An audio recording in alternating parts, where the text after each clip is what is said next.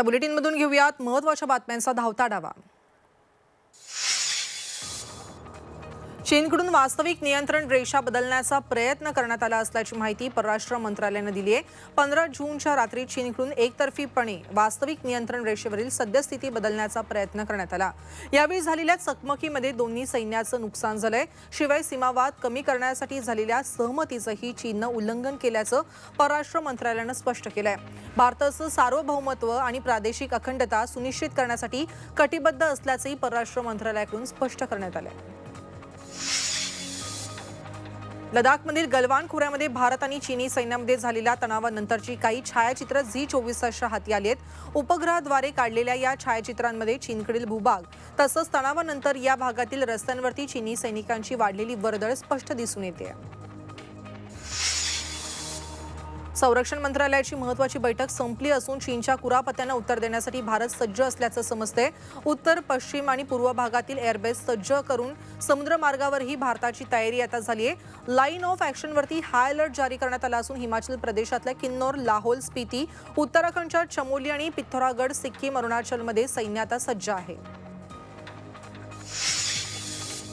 संरक्षण मंत्री राजनाथ सिंह यांनी ट्विट करून शहीदांना आदरांजली वाहिली। सैनिकांचं बलिदान वाया जाऊ देणार नाही असं संरक्षण मंत्र्यांनी स्पष्ट केलंय। भारत चीन सीमेवरती झालेल्या संघर्षात भारतीय जवान शहीद झालेत आणि या घटनेचा निषेध करण्यासाठी माजी सैनिकांनी चीन दूतावासासमोर निदर्शनं केली आहेत। निदर्शनं करणाऱ्यांना दिल्ली पोलिसांनी ताब्यात घेतलं असून चीन दूतावासासमोर पोलीस बंदोबस्त वाढवण्यात आलाय। सोमवारच्या संघर्षामध्ये भारताचे चीनला चोख उत्तर देण्यात आलं असून चीनी सैन्याचा कमांडिंग अधिकारी भारतानं ठार मारलाय। यासह चीनचे 43 सैनिक गंभीर जखमी किंवा ठार झाल्याची माहिती सूत्रांनी दिली आहे। भारत चीन सीमेवरील परिस्थिती अधिक गंभीर झाली असून सीमेवरील हिंसेमध्ये 20 जवान शहीद झाल्याची माहिती भारतीय लष्कराने दिली आहे। लडाख जवळच्या गलवान खोऱ्यामध्ये चीनच्या सैनिकांसोबत मंगळवारी सकाळी झालेल्या संघर्षात 3 जवान शहीद झालेत तर 17 जण गंभीर जखमी झाले असून मात्र 0 अंशाखालील तापमानामुळे या जखमी जवानांचा मृत्यू झाल्याचं लष्कराकडून स्पष्ट करण्यात आलंय। वास्तविक नियंत्रण रेषेवरती चीनी हेलिकॉप्टर्सची हालचाल वाढली असून जखमी जवानांना आणि शहीद जवानांचे मृतदेह एअरलिफ्ट करण्यासाठी चीनने नियंत्रण रेषेवरती हेलिकॉप्टर मागवले आहेत। या हेलिकॉप्टर्समधून जवानांना एअरलिफ्ट केलं जात असल्याचंही सांगण्यात आलंय। भारत चीन वादामध्ये आता अमेरिकेनेही उडी घेतली असून LACवरती असलेल्या भारत आणि चीनी सैन्याच्या स्थितीवरती लक्ष ठेवून असल्याचं अमेरिकेच्या प्रवक्त्यानं पत्रकार परिषदेमध्ये सांगितलंय। शहीद झालेल्या भारतीय जवानांना अमेरिकेने श्रद्धांजली वाहिली आहे। भारत चीननं सैन्य मागे घेण्याची इच्छा व्यक्त केली असून सद्यस्थितीवरती शांतीपूर्ण तोडग्याचं आपण समर्थन असल्याचं अमेरिकेनंही म्हटलंय। लडाखमधील गलवान खोऱ्यामध्ये झालेल्या संघर्षात 20 जवान हुतात्मा झाल्यानंतर विरोधकांकडून मोदी सरकारला आता जाब विचारला जातोय। काँग्रेस नेते राहुल गांधींनी पंतप्रधान नरेंद्र मोदींवरती टीका केली आहे। चीन संघर्षावरती पंतप्रधानांचं मौन का असा सवाल राहुल गांधी यांनी केलाय। चीनच्या मुजोरीला भारत कधी प्रत्युत्तर देणार असा प्रश्न शिवसेना खासदार संजय राऊत यांनी पंतप्रधान नरेंद्र मोदी यांना विचारलाय। जनतेला सत्य ऐकायचंय मात्र मोदी गप्प असल्याची टीकाही त्यांनी केली आहे। पंतप्रधान नरेंद्र मोदींनी सर्वपक्षीय बैठक बोलावली असून 19 जूनला संध्याकाळी 5 वाजता ही बैठक बोलावली आहे। भारत चीन संघर्षाच्या संदर्भात ही बैठक मोदी का बोलवत नाहीत असा सवालही उपस्थित करण्यात आलाय। आता याच पार्श्वभूमीवरती पंतप्रधानांनी सर्वपक्षीय बैठक बोलावली आहे।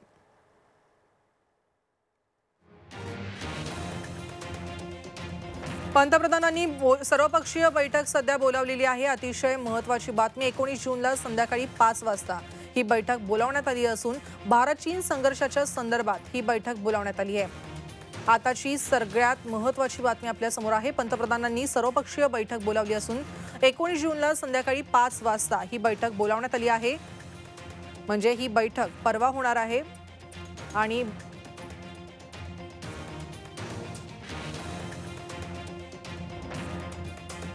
भारत चीन संघर्षानंतर खरं तर जे विरोधक आहेत त्यांनी मोदी सरकारला जाब विचारला होता का मोदी या सगळ्या घटनेनंतर गप्प का आहेत असंही राहुल गांधी यांनी प्रश्न केला होता। त्याचप्रमाणे शिवसेना खासदार संजय राऊत यांनीही या ठिकाणी सवाल उपस्थित केले होते। त्यांनी ट्विट केलं होतं आणि ट्विटच्या माध्यमातून हा सवाल उपस्थित केला होता आणि यानंतर आता सर्वपक्षीय बैठक पंतप्रधानांनी 19 जूनला संध्याकाळी 5 वाजता बोलावली आहे। भारत चीन संघर्षाच्या संदर्भात ही बैठक बोलावण्यात आल्याचं समजतंय।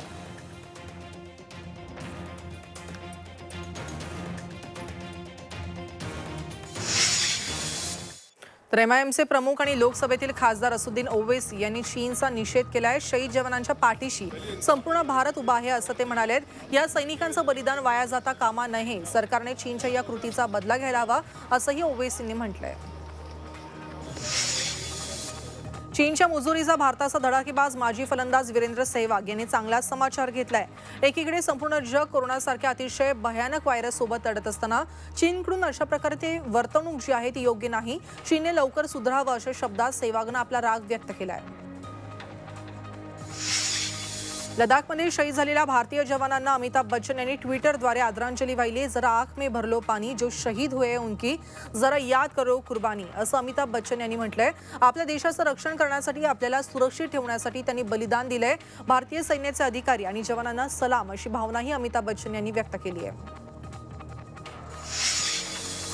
सीमा वादावरून भारत नेपाळ यांच्यातील संबंध बिघडलेले असताना भारताने नेपाळच्या पशुपतीनाथ मंदिरात सांडपाणी आणि स्वच्छता सुविधा उभारून देण्याचं ठरवलंय। यासाठी भारत नेपाळला 2.33 कोटींची मदत करणार आहे। नेपाळ भारत मैत्री विकास भागीदारी प्रकल्पामध्ये ही सुविधा उभारून दिली जाईल। 15 महिन्यामध्ये हा प्रकल्प उभा करण्यात येणार आहे।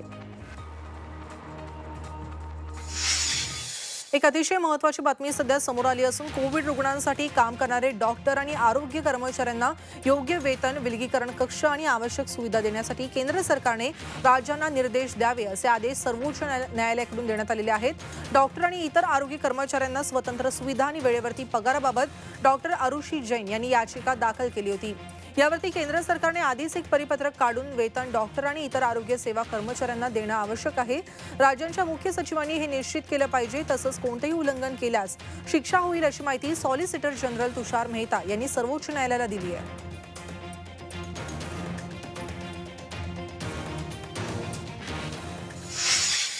तर देशामध्ये आता कोरोनाचा प्रकोप वाढू लागलाय। गेल्या 24 तासांमध्ये देशात कोरोनामुळे 2000 जणांचा मृत्यू झाला असून जवळपास 10,974 रुग्ण हे आढळलेले आहेत। सध्या देशातील कोरोनाग्रस्तांची संख्या 3,54,065 एवढी झाली असून 1,86,935 रुग्ण हे कोरोनामुक्त झाले आहेत। तर मृतांची संख्या ही 11,903 वरती गेली आहे। तमिळनाडूच्या पुद्दुचेरीच्या कुडलोर आणि विलुपुरम या दोन्ही सीमा आजपासून सील करण्यात आल्या आहेत। तमिळनाडूचे मुख्यमंत्री व्ही नारायणस्वामी यांनी ही माहिती दिली असून फक्त मेडिकल सर्व्हिसेस मधल्या लोकांनाच पुद्दुचेरीच्या एंट्री मिळणार आहे। पुद्दुचेरीमधला कोरोनाचा वाढता प्रादुर्भाव पाहता हा निर्णय घेण्यात आलाय। जगभरात दिवसेंदिवस कोरोना रुग्ण संख्येमध्ये वाढ होताना दिसते। जगात 82,56,759 रुग्णांना कोरोनाची लागण झाली आहे। तर आतापर्यंत 4,45,957 रुग्णांना मृत्यू आलेला आहे आणि यातील 43,06,406 जण हे आतापर्यंत कोरोनामुक्त झाले आहेत। कोरोनामुक्त झाल्याची घोषणा केल्यानंतर न्यूझीलंडमध्ये कोरोनाचे 2 नवे रुग्ण आढळले असून 24 दिवसांनंतर न्यूझीलंडमध्ये कोरोना परतलाय। हे दोन्ही रुग्ण ब्रिटनमधून न्यूझीलंडमध्ये आले आहेत। आतापर्यंत न्यूझीलंडमध्ये कोरोनामुळे 22 जणांचा बळी गेलाय। अमेरिकेमध्ये काल दिवसभरात 740 रुग्णांचा कोरोनामुळे मृत्यू झालाय। यामुळे अमेरिकेतील मृतांचा आकडा 1,19,132च्या घरामध्ये गेलाय। अमेरिकेतील कोरोनाग्रस्तांची संख्या 22,08,400 वरती गेली असून यातील 9,03,041 रुग्णांनी कोरोनावरती मात केली आहे। ब्राझील आता कोरोनाचं नवं केंद्र बनलं असून ब्राझीलमधील कोरोनाग्रस्तांची संख्या 9,28,834 वरती गेली आहे। तर मृतांची संख्या ही 45,456 एवढी झाली आहे। मंगळवारी ब्राझीलमध्ये 34,918 नवे रुग्ण आढळले आहेत। एका दिवसातील ब्राझीलमधील ही सगळ्यात मोठी रुग्णसंख्या ठरली आहे। लॉकडाऊन हटवल्यामुळे ब्राझीलमधील परिस्थिती आता हाताबाहेर गेल्याचं बोललं जात आहे। हायड्रॉक्सिक्लोरोक्विन विसरा, जांबूचा चहा प्या असं आवाहन अमेझॉनमधील काही आदिवासींनी केलंय। कोरोनापासून बचाव करण्यासाठी या जांबू वनस्पतीचा काढा उपयोगी पडत असल्याचा दावा या आदिवासींनी केला आणि या काढ्यामध्ये वेदना शमन तत्व असल्याचं बोललं जातं आणि त्यामुळे सोशल मीडियावरतीही लिंबू आणि लसूण आणि जांबूच्या चहाची चर्चा आहे। तर जगभर झालेल्या कोरोना व्हायरसच्या उद्रेकानंतर ऑस्ट्रेलियानेही जागतिक आरोग्य संघटनेवरती नाराजी व्यक्त केली आहे। WHO सारख्या संस्थांमध्ये बदल करण्यात ऑस्ट्रेलिया सक्रिय भूमिका घेईल असं परराष्ट्र मंत्री मेरिस पेन यांनी म्हटलंय। या भूमिकेमुळे ऑस्ट्रेलियाचा सर्वात मोठा व्यापारी भागीदार असलेला चीनशी संबंध ताणले गेले। चीनमध्ये कोरोना वायरस साल्मन माशांपासून झाल्याचा दावा जागतिक आरोग्य संघटनेनं केलाय। नॉर्वेतून चीनमध्ये या माशांची आयात होते आणि त्यानंतर यांचं पॅकिंग करून वितरण केलं जातं।